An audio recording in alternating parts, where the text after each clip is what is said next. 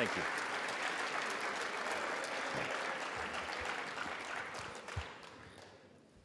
Thank you all. First, a few words of gratitude. I want to thank Leader Jeffries. I do look forward to working with you on behalf of the American people. I know we see things from very different points of view, but I know that in your heart you love and care about this country and you want to do what's right. And so we're going to find common ground there, all right?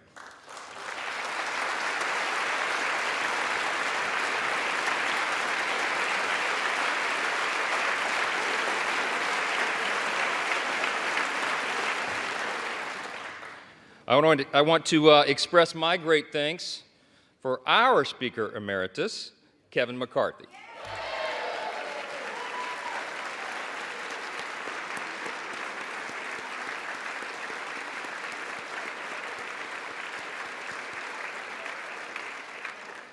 Kevin has dedicated over 2 decades of his life to selfless public service, 16 of those years in this House. And you would be hard-pressed to find anybody who loves this institution more or has contributed more to it. He is the reason we're in this majority today.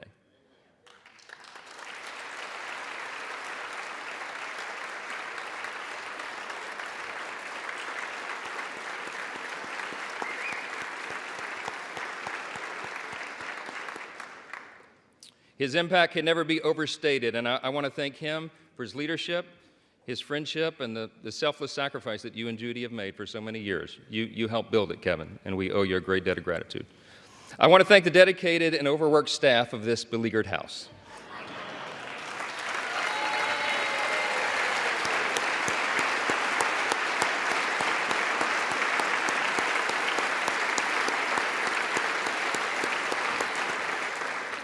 They accept praise so stoically. But Miss Susan Cole, our House reading clerk, and yes.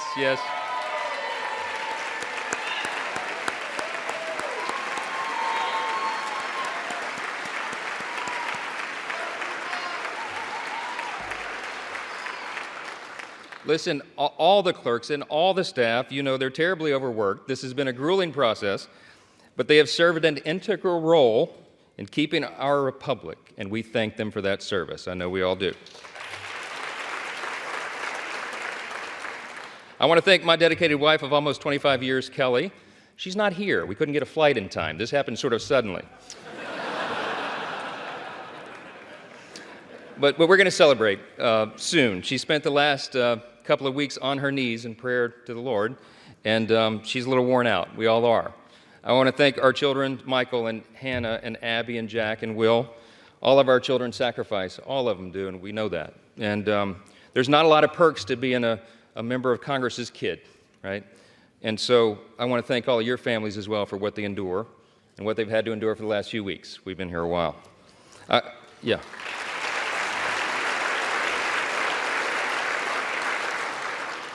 I want to thank my faithful mother, Jeannie Johnson, who bore me at the age of 17, and my brothers Chris and Josh, and my sister Laura, and all their families, and all of our extended family.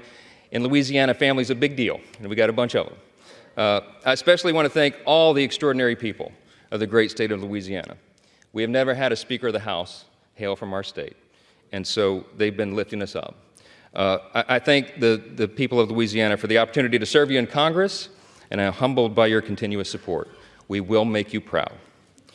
To my colleagues, I want to thank you all for the trust that you have instilled in me to lead us in this historic and unprecedented moment that we're in.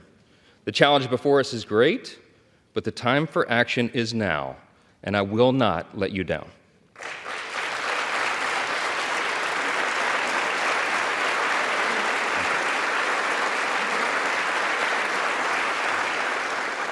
I want to say to the American people, on behalf of all of us here, we hear you. We know the challenges you're facing. We know that there's a lot going on in our country, domestically and abroad, and we are ready to get to work again to solve those problems, and we will. Our mission here is to serve you well, to restore the people's faith in this House, in this great and essential institution. My dad, it was mentioned, my dad was a firefighter. He was an assistant chief in the fire department in my hometown of Shreveport, Louisiana, a little town in northwest Louisiana. On September 17, 1984, When I was 12 years old, he was critically burned and permanently disabled in the line of duty. All I ever wanted to be when I grew up was the chief of the fire department in Shreveport. But after the explosion on that fateful day, he nearly died, and it was a long road back, and it's changed all of our life trajectories. I'm the oldest of 4 kids, and my dad, he lived with pain all the rest of his life, for decades more, and I lost my dad to cancer 3 days before I got elected to Congress, 3 days. And he wanted to be there at my election night so badly. I'm the first college graduate in my family. This was a big deal to him. And so it was several weeks after that. It was early 2017. It was my freshman term, and it fell to me to be in the rostrum one night to serve here as Speaker Pro Tem. I thought that was a big deal until I figured out that's what you do for freshmen late at night. And I think if my memory serves, Miss Jackson Lee was winding down one of her long, eloquent speeches. And not that I was not enraptured by her speech, but I looked up at the top of the chamber there, and I saw the face of Moses staring down. And I just felt in that moment the weight of this place, right? The history that is revered here and the future that we are called to forge. And I really was just kind of almost overwhelmed with emotion. It occurred to me in that moment, it had been several weeks, and I had not had an opportunity yet to grieve my dad's passing, and I just had this sense that somehow he knew. And I had tears come to my eyes, and I was standing here, and I'm wiping them away, and then it suddenly occurs to me, the late-night C-SPAN viewers are going to think something's very wrong with the new young congressman from Louisiana. It wasn't Sheila's speech. I'm sorry. I just knew in that moment that my dad, my father, would be proud of me, and I felt that he was. And I think all of our parents are proud of what we're called to do here. I think all the American people at one time had great pride in this institution, but right now, that's in jeopardy.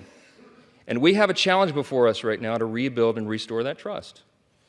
This is a beautiful country. It's the beauty of America that allows a firefighter's kid like me to come here and serve in this sacred chamber where great men and women have served before all of us and strive together to build and then preserve what Lincoln did refer to as the last best hope of man on earth. We stand at a very dangerous time. I'm stating the obvious. We all know that. The world is in turmoil. But a strong America is good for the entire world.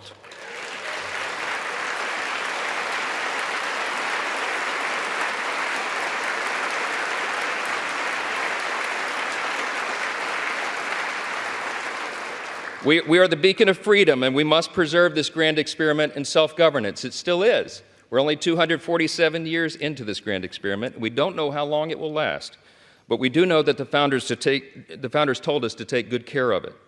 I want to tell all my colleagues here what I told the Republicans in that room last night. I don't believe there are any coincidences in a matter like this. I believe that Scripture, the Bible, is very clear. That God is the one that raises up those in authority. He raised up each of you, all of us. And I believe that God has ordained and allowed each one of us to be brought here for this specific moment in this time. This is my belief. I believe that each one of us has a huge responsibility today to use the gifts that God has given us to serve the extraordinary people of this great country, and they deserve it, and to ensure that our republic remains standing as the great beacon of light and hope and freedom in a world that desperately needs it.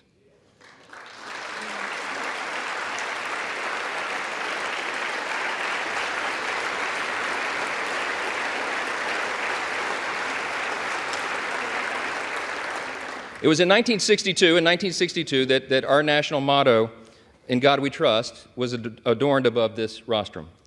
And if you look at the little guide that they give tourists and constituents who come and visit the house, if you turn in there to about page 14 in the middle of that guide, it tells you the history of this. And it says very simply, these words were placed here above us. This motto was placed here as a rebuke of the Cold War era philosophy of the Soviet Union. That philosophy was Marxism and communism, which begins with the premise that there is no God. This is a critical distinction that is also articulated in our nation's birth certificate. We know the language well, the famous second paragraph. that we used to have children memorize in school, and they don't do that so often anymore, but they should. G.K. Chesterton was the famous British philosopher and statesman, and he said one time, America is the only nation in the world that is founded upon a creed. And he said it's listed with almost theological lucidity in the Declaration of Independence. What is our creed? We hold these truths to be self-evident, that all men are created equal, not born equal, created equal. And they are endowed by the same inalienable rights, with the same inalienable rights: life, liberty, pursuit of happiness.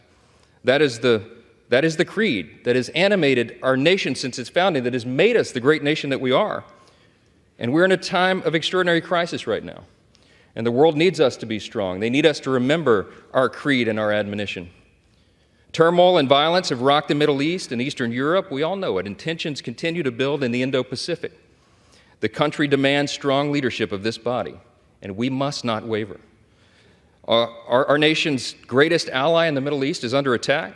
The first bill that I'm going to bring to this floor in just a little while will be in support of our dear friend Israel, and we're overdue in getting that done.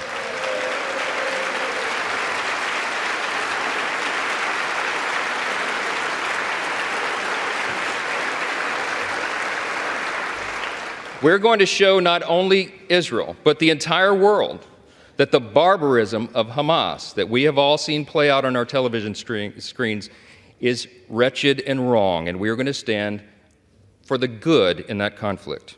We have a catastrophe at our southern border. The Senate and the White House can no longer ignore the problem. From Texas to New York, wave after wave of illegal migrants are stressing our communities to their breaking points. We know that our streets are being flooded with fentanyl, and all of our communities, children, and even adults are dying from it. The status quo is unacceptable. Inaction is unacceptable, and we must come together and address the broken border. We have to do it.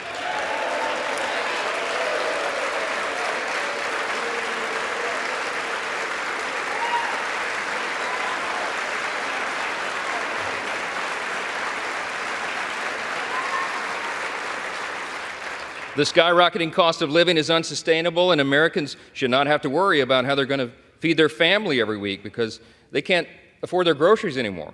Everybody in this room should think about this. Here's the stats. Prices have increased over 17% in the last 2 years. Credit card interest rates are at the highest level in nearly 3 decades, and mortgage rates are now at a peak we haven't seen since 2001.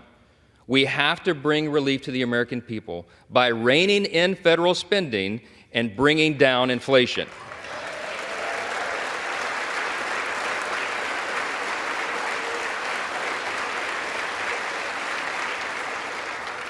The greatest threat to our national security is our nation's debt. And while we've been sitting in this room, that's right, the debt has crossed almost $33.6 trillion. In the time that it's going to take me to deliver this speech, we'll go up another $20 million in debt. It's unsustainable. We have to get the country back on track. Now, we know this is not going to be an easy task, and tough decisions will have to be made. But the consequences, if we don't act now, are unbearable. We have a duty to the American people to explain this to them so they understand it well. And we are going to establish a bipartisan debt commission to begin working on this crisis immediately.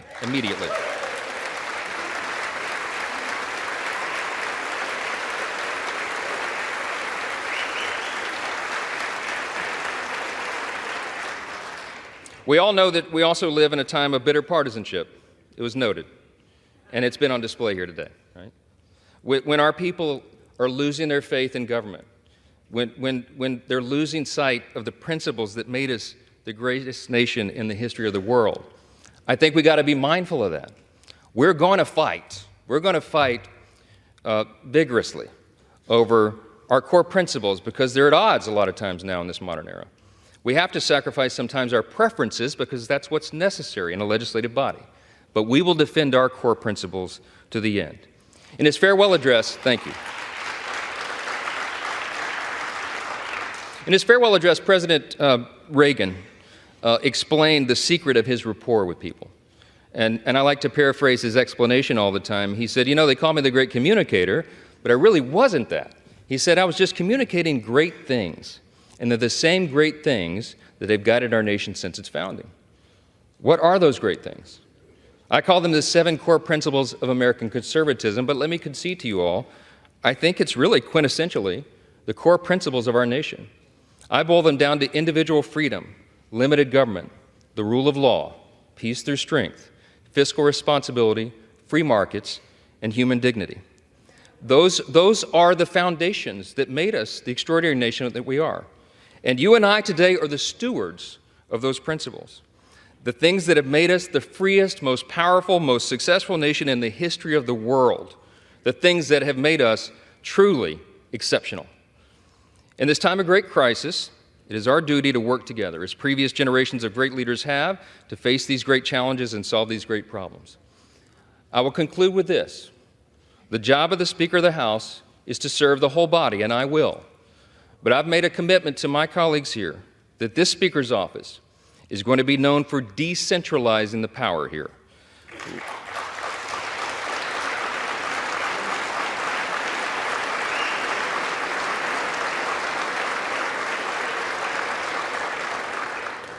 My office is going to be known for members being more involved and having more influence in our processes and all the major decisions that are made here, for predictable processes and regular order.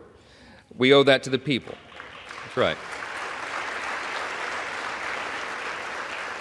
And I want to make this commitment to you, to my colleagues here and on the other side of the aisle as well. My office is going to be known for trust and transparency and accountability, for good stewardship of the people's treasure, for the honesty and integrity that is incumbent upon us, all of us, here in the people's house. Our system of government is not a perfect system. It's got a lot of challenges, but it is still the best one in the world, and we have an opportunity to preserve it.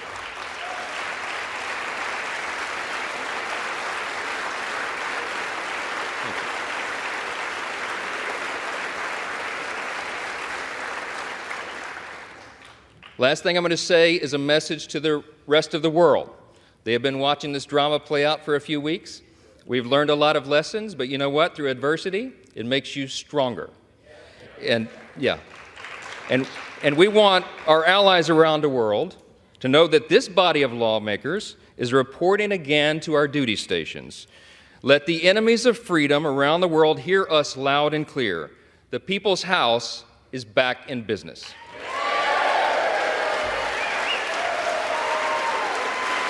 Thank you. Thank you.